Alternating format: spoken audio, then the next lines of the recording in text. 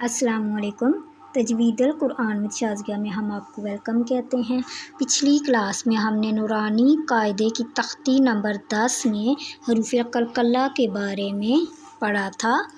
آج کی کلاس میں ہم نورانی قاعدے کی تختی نمبر 11 پڑھنے سے پہلے نون ساکن اور نون تنوین کے قاعدے سمجھیں گے، کیونکہ اب نورانی قاعدے کی جتنی بھی تختیاں رہ گئی ہیں ان میں یہ چاروں قواعد آئیں گے، تو اس لیے ہمیں ان چاروں قواعد کو سمجھنے میں آسانی ہوگی۔ تو اب آتے ہیں ہم اپنی کلاس کی جانب۔ 2 زبر 2 زیر اور 2 پیش کو تنوین کہتے ہیں۔ 2 زبر 2 زیر اور 2 پیش کو تنوین کہتے ہیں۔ تنوین کو نون تنوین بھی کہتے ہیں۔ تنوین کو نون تنوین کیوں کہتے ہیں؟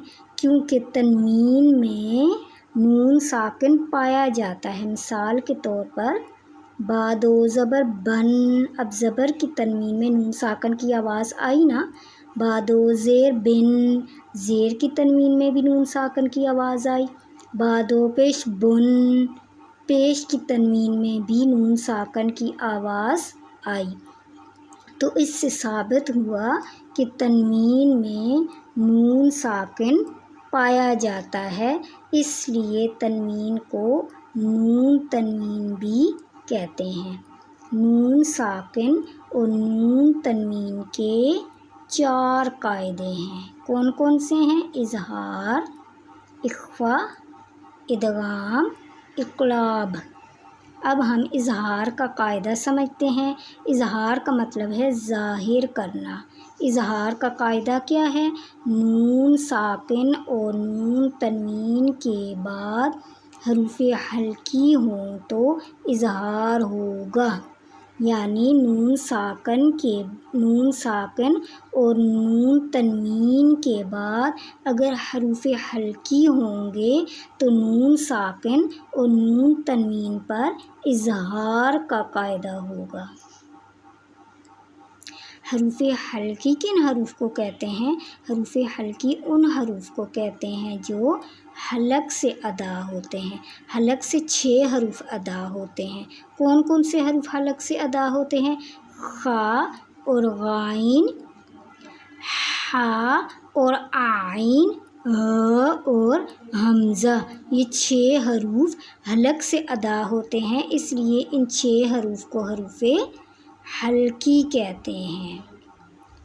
اب ہم مثالوں سے سمجھ لیتے ہیں کہ نون ساکن اور نون تنوین پر اظہار کا قاعدہ کب ہوگا۔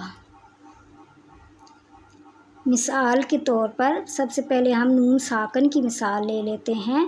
من علق، من علقن لکھا ہوا ہے، ہم نے وقف کیا تو علقن کی بجائے علق پڑھا، قاف کو ہم نے ساکن کر دیا۔